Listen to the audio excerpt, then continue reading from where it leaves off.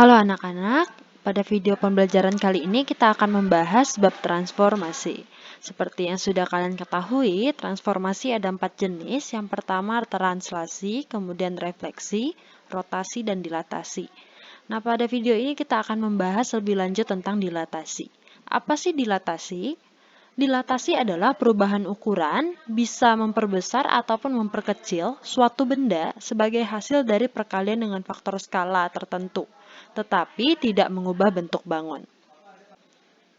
Nah, supaya lebih jelas, kita akan coba mengerjakan satu buah soal dengan menggunakan software GeoGebra. Kita akan coba menggambarkan bagaimana sih dilatasi jika kita gambarkan pada bidang kartesius.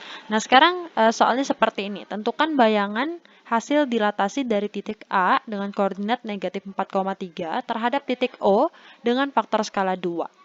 Nah, sekarang sudah tergambarkan titik A itu di sini ya, negatif 4,3. Negatif 4,3. Kemudian akan didilatasikan terhadap titik O ini, titik pangkal, dengan faktor skala 2. Nah, pertama-tama kita perlu tahu dulu berapa sih jarak titik A ke titik O. Di sini kita menggunakan segmen, jadi kita ukur jaraknya itu adalah 5 satuan. Nah, berarti kalau misalnya kita mau dilatasikan dengan faktor skala 2, berarti kita perbesar 2 kali. Berarti kalau yang awalnya itu jaraknya 5, berarti 5 kali 2. Jaraknya diperbesar 2 kali.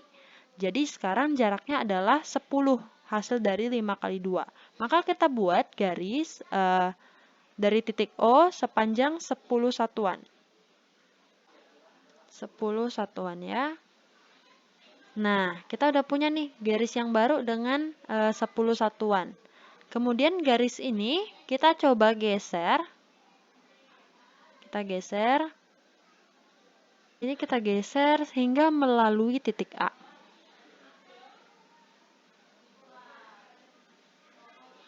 Nah, seperti ini.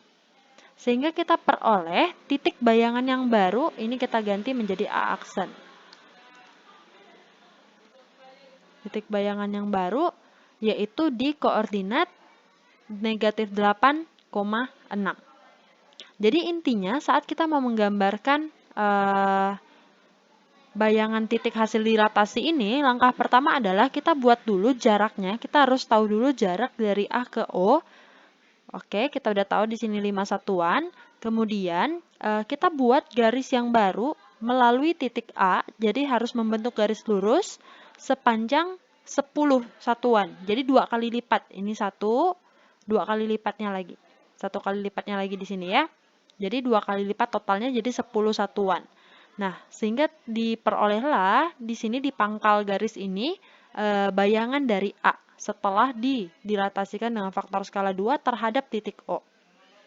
Seperti itu. Nah, sekarang bagaimana kalau misalnya negatif 2? Faktor skalanya saya ganti menjadi negatif 2. Kalau negatif 2 berarti berubah arah.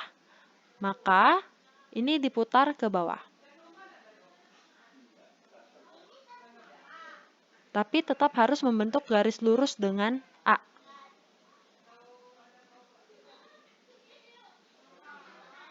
Nah, sehingga terbentuk garis lurus di sini. Oke, nah sekarang diperoleh koordinat yang berbeda, yaitu 8,-6. Jadi faktor skala ini tidak harus positif, tetapi bisa juga negatif. Positif negatifnya hanya menentukan arahnya aja. Kalau misalnya positif berarti searah dengan A, ini tinggal kita teruskan aja ke atas, tapi kalau negatif kita balik arahnya jadi ke bawah. Nah, kalau tadi kita kerjakan dengan menggunakan gambar, sekarang kita mau coba kerjakan dengan menggunakan rumus. Masih dengan soal yang sama, tentukan bayangan titik A, negatif 4,3, jika didilatasikan terhadap titik pusat O, 0,0 dengan faktor skala 2. Nah, sekarang kita punya rumusnya nih di sini. Ibu tuliskan kembali, A, buka kurung X, Y, kemudian ini berarti pusatnya O dengan faktor skala K. Maka bayangannya adalah Kx, berarti K dikali dengan X, KY. K-nya dikali dengan Y. Jadi faktor skala tinggal kalikan aja dengan koordinatnya.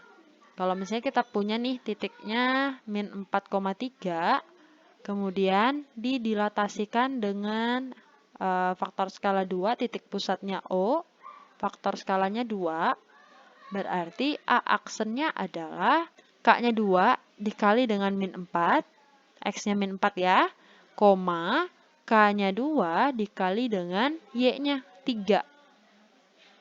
Nah, tinggal kita hitung di sini. Jadi A aksen 2 dikali min 4 sama dengan negatif 8, 2 kali 3, 6. Jadi kita akan peroleh hasil yang sama yaitu negatif 8,6. Nah, gimana kalau misalnya kita ganti faktor skalanya jadi min 2? Caranya sama aja. Jadi A, buka kurung negatif 4,3, didilatasikan dengan faktor skala 2 terhadap pusat O, maka A aksen koordinatnya adalah, negatif 2 ya, kita ganti jadi negatif 2 tadi kan. Jadi negatif 2 dikali dengan min 4, negatif 2 dikali dengan 3, Y-nya 3. Maka A aksen negatif 2 kali negatif 4 hasilnya 8, negatif 2 kali 3 hasilnya negatif 6. Maka bayangannya ada di 8, min 6. Jadi koordinatnya akan berubah kalau faktor skalanya kita ubah. Nah, ini menunjukkan jaraknya nih makin jauh nih. Jaraknya makin jauh dari pusat 0. Kalau misalnya kita titik gitu ya, jaraknya jadi makin jauh. Nah, sekarang bagaimana kalau misalnya kita ganti faktor skalanya jadi setengah? Sekarang titiknya P nih. Titik P dengan cara yang sama, negatif 6,3, kita dilatasikan terhadap titik pusat O dengan faktor skalanya setengah. Caranya tetap sama, maka P aksen koordinatnya setengah dikali dengan min 6, nilai X-nya ini, setengah dikali dengan 3. Maka hasilnya P aksen setengah kali negatif 6 adalah negatif 3, setengah kali 3 adalah 3/2. Ini adalah koordinat titik dari P aksen. Jadi kalau misalnya kita gambarkan, ini adalah kartesius gitu ya, dari bidang kartesius, negatif 6,3 berarti kira-kira di sini misalnya, negatif 6,3, ini negatif 6, di sini 3, ini titik O, jaraknya segini. Nah, kita ambil setengah dari jaraknya. Kalau misalnya tadi pakai GeoGebra, kita bisa melihat jarak yang tepat gitu ya. Nah, kalau misalnya kita udah hitung pakai rumusnya, jadinya min 3,1,5. Berarti di sini kira-kira. Jadi akan membentuk garis lurus.